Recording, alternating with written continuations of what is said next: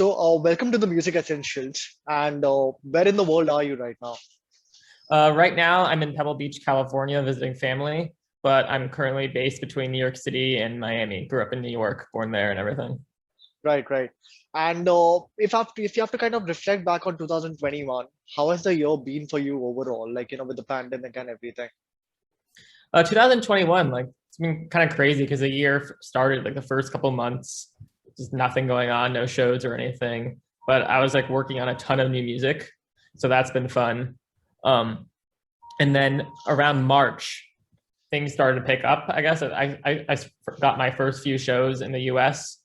and then but it was very like sporadic, like small things here and there. It wasn't like serious touring or anything. But Right. then I'd say like in August, things really picked up because I put out my first release of the year on Hell Deep Records, which is my first Right. release in over a year actually. And then in September, obviously I had Out of Lives, and then since then I've been doing like a bunch of shows a month. So things have been hectic. Specifically talking about Out of Our Lives, that song has Mhm. also been featured on the FIFA 22 soundtrack. So how excited or can you describe the feeling when you actually came to know? Oh, that was awesome. That was something I've been working on for like a long time. I was in communication with the team at EA. I sent them a lot of music, and they picked a few songs they liked, and then eventually they went with that one. But it was all like just in conversations. I didn't know if it was actually happening, and then they emailed me one day and told me it was happening, and I was like, wow, because this is a game like I've obviously known This, about since I was a yeah, kid, and I've played when I was a kid. And then when I found out, it was just a real like kind of pinch me moment, right. because I know like more than any other video game, the soundtrack for FIFA is like the most important. Right. And And are you personally a fan of FIFA? Like, do you play a lot of FIFA when you have some downtime? oh, for sure, yeah, especially recently. I played it when I was younger, and then I sort of got back into it once everything started happening with the music. And recently, I've been playing it so much, like I've had to control the time on it that like balance time between playing FIFA and then working on music. But Yeah, but the new one is really great. I just actually picked up my copy a couple days ago, and I'm same here playing it to hear actually. the song. Oh, Yeah, really? same. Yeah. Yeah. Yeah. What's your favorite team to play with usually? Well, I've been playing the Volta mode because that's where my Okay. song is featured. Right. But also, if any of your listeners want to hear the song more often, you can go into settings, and in the settings you can select play the Volta soundtrack in the main menu, and then you can hear all the music in the main menu, and you can hear Out of Lives and every other song in the Volta Right. soundtrack in the main Right. Right. menu as well. Right. Yeah. Specifically focusing on the song, how did the song come about? Like, what is the message behind the title? How long was it in the works? It was in the works for actually a little over a year, honestly. Oh, I got the top line like back in 2020 during the pandemic, and I made a couple ideas around it, and it was honestly from the beginning I knew it was like a special song, and I was sort of waiting for the right time. I had it finished for a while, but I wanted to wait for the right time to release it. I wanted to release it back when shows were getting started and everything, so right. I could play it live and hear it sound in front of a crowd and everything. Um, and then I'm glad I waited because the timing worked out perfectly with FIFA because it came out 1 week before the FIFA soundtrack was announced, Correct. and then a couple weeks before FIFA came out. But in terms of the title and everything, that was just the title of the demo that was sent to me, and then I just thought the message behind it was really special because it actually has out of the word out of lives, it's just sort of like a reference to gaming and video games where you run out of lives. So I think it's funny how it worked out where the song is actually in a video game. Yeah. True. Now, talking about your sound, like you focus a lot on being a future house artist. Would that Yeah. be the right way of saying it, right? I would say Future House is definitely one of my biggest influences. More in the past, but I'd say I'm combining elements from more underground dance music with Future House. Um, Correct. I I've been really into tech house, Afro house, techno, especially the past couple of years, and really developed a passion for it during the pandemic. Right. And so I've been trying to combine that with more sing along vocals, commercial vocals, and make my sound a fusion of all those different sounds. Got it. But what is it about future house that really appeals to you? Like, what is it about the sound, or what is it about the genre that kind of gives you or motivates you to kind of keep going and work in this space? Well, Future House, I sort of like how it's a combination of different things. Like it at its core, it can feel kind of like big room festival EDM, but it Right. also takes influences from house music because it's still important to have a groove and percussion on point and everything. You can't just Correct. take one sound and make the whole track. You have to have a groove. You have to have a melody. So I like how it has all those different elements incorporated into it. Right. Or any future house artists that you feel are really doing well and we should keep an eye out on? Um, well, obviously, like Oliver Heldens, he's sort of a pioneer of the future house genre, and he actually signed one of my more recent releases, and I've been working with him for a bit now, and he's sort of helped expose my music to a larger audience, and I'm always grateful Right. for that. But in terms of up and coming artists, I'm not really sure about unknown artists, but I'd say Mesto. I'm not sure if you're familiar. He Yeah, has a familiar with lot. Master, yeah. Oh yeah, he has a lot of unreleased music. That's gonna I think is gonna be really big, especially for that sound. Correct. So Uh, I'd look out for him in the next year or two for sure. sure. And as a producer, what do you prefer working on? Like, would you prefer working on songs by yourself or do you prefer collaborating with someone? Like, what do you feel helps you more in terms of the production process? I always feel like collaboration is key. Um, if I'm not collaborating with another producer, I'm always like collaborating with a vocalist or a songwriter or someone. And then Right. sometimes I'll be working on stuff by myself, but I think the most special tracks have multiple minds working on the same thing and Correct. bringing different influences to the table, you know. And what would be some of your dream collaborations that you want to achieve in your career?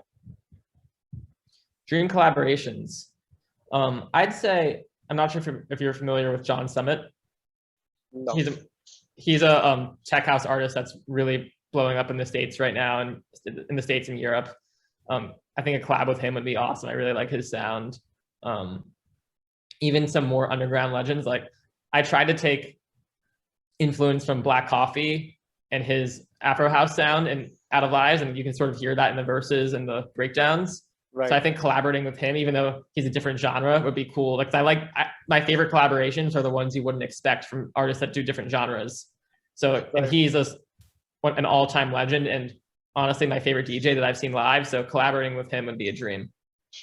But it's pretty interesting that you mentioned artists like, that are from different genres compared to what you usually produce, right? Do you feel obviously while that gives you inspiration and it gives you influences that you can take and kind of incorporate in your track? Do you feel somewhere it also kind of adds to the pressure, adds to the challenge because you're really kind of pushing outside your comfort zone? Oh yeah, but I think that's what makes it fun. You know, if you're two artists that make the same kind of music, you might as well just not be collaborating because it's just going to sound the same. But Correct. if you come from different backgrounds, have different stories, you both listen to different types of music, then you could be like one producer could be like, hey, I've heard this kind of thing. Why don't we incorporate that kind of thing in the track, even though that's something the other producer has never heard before. So if you Right. weren't collaborating with that artist, you would have never had that influence or had that idea. Fair enough. Yeah. And I just want to kind of talk about the point which you mentioned right at the start of this interview, which is like, the start of the year, you had a lot of studio time because of the pandemic and everything, right? Yeah. So it's something which I've been speaking to a lot of artists about just to kind of get their perspective in terms of now, obviously, because the tours are not happening, you have a lot of studio time to yourself, right? Which means you're producing a lot more music. While it does give you a lot of time to produce music, at the same time, does it, for you personally, did it end up becoming a bit monotonous? Were you lacking inspiration? Did it put a lot of pressure in terms of the fact that because you have a lot of studio time, you have to produce music and you have to release new music? It didn't really give me the pressure to release music, but definitely to make music. I honestly wanted to wait on releasing until I could have DJs playing out my songs live, which I Right. think worked out well because as things were opening up, I was able to release back to back to back and have a lot of momentum going as I was starting to get booked for shows now that shows are happening again in the US. But it definitely did get hard. I think in the beginning of the pandemic, everyone was like, oh, this is great. We have so much free time. We can just focus on music. And then Yeah. eventually it's like, where's the inspiration coming from? Because I get my Exactly. inspiration from either A, going to shows and seeing other artists, or two, playing my own shows, seeing how the crowd reacts to my music. Oh, I played this track. The crowd really liked it. Let me try and incorporate that kind of sound in my next one. I never Right. had any of that. And it was hard, honestly, stay motivated. Before the pandemic, I'd be like, okay, I need to finish this track before the next show, and that would sort of be my like deadline. I need to finish this track before next weekend because I'm playing a show and I want to play that track live. And then during the pandemic, it was like, okay, where are those deadlines? So I sort of had to reconfigure my schedule. And then towards the middle of the pandemic, it was I'd say it was kind of a lull in inspiration, and it was hard to stay inspired. But then as we began to see the light at the end of the tunnel, that it started to get motivating again. Like it was like, okay, the vaccine is available, things might be opening up again soon.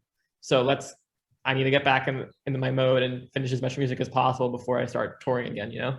Right. At the time, specifically when you were struggling for inspiration, right, during the pandemic, when it became hard, how did you kind of manage to keep going? Well, to get inspiration again, I sort of went back. I listened to old sets from 2012, 2011, 2013, from when I first got into the music, and sort of rediscovered why I got inspired to make music in the first place. And that sort of kept me going again. Right. But other than that, it was just mainly like, okay, what else am I going to do? I'm pretty bored. So music is the one thing I do that makes me happy. So it'd always be times where I would get uninspired, but I'd always get back into it after no more than a couple days or at most a week. Got it. And if you have to kind of like, for upcoming producers, especially, given that they like, for them, 3 years back was a very different time compared to now, right? Because of the pandemic and everything. The pandemic has actually changed a lot of trends. It's changed a lot of way in terms of how music is being consumed, right? We saw so many live sets and live streams actually being implemented. So any tips that you have for upcoming producers that might be venturing into the scene right now in terms of how to deal with the post-pandemic electronic music scene, if you will, or any other things that you feel can help them? I think post-pandemic, it's very interesting because one, there's a lot of demand for music now. Everyone that's coming out of the pandemic wants to go out. They want to party. They want to see DJs. But two, I think there's more competition than ever because so many people had tons of time off during the pandemic. They didn't have to go to school. They could do school from home. They could work from home. And that gave them a lot more time to make music. I've met a lot of people that they say that they've been DJing for 5 to 10 years, but only just started producing during the pandemic because that was the first time they had enough time in their schedule to do it. So I think there's more competition than ever. So that just has to inspire you to make your sound as unique as possible so you don't sound like everyone else that's coming out of the pandemic. Correct. And how does a producer make their sound unique? Like any helpful tips you can give them, or you feel there's a certain way they can do things, etc.? That's like the age-old question. I honestly say I'm still working on finding my own sound. I think the key to it is it's what I've been doing, and I think it's something I'm still working on as a producer myself. Is take inspirations from multiple different genres, multiple different things, and combine them in a way that is unique. Because it's very hard to come up with something completely unique that no one's ever done before. It's almost virtually impossible. Very few producers have really done that. But what you can do is do combinations of things that people have never heard before. Right. And apart from music, and obviously apart from playing FIFA, how do you like to spend your time? I'm a big Star Wars fan, and I collect Star Wars action figures and Legos. That's my biggest hobby outside of music, I'd say. That's pretty interesting. Yeah, it's something I've done since I was a kid and got back into more and after high school and stuff. But yeah, Star Wars has always been my big passion. It's music and Star Wars have been the only two like consistent things in my life. Correct. And just one last question for you. Now the clubs are opening again, the festivals are happening again. So what are you looking forward to the most next year, for example? Next year, I can't really say much about it, but I'm playing a very big festival in the US, and one of the two biggest festivals in the US, and I'm playing it for the first time. So I can't say what it is yet, but stay tuned. We definitely look forward to the news coming out. Yeah. Yeah. That's about it, man. Thank you so much for taking the time, and it was really great chatting with you. No, thank you for having me. Thank you. Cheers. Bye. Bye.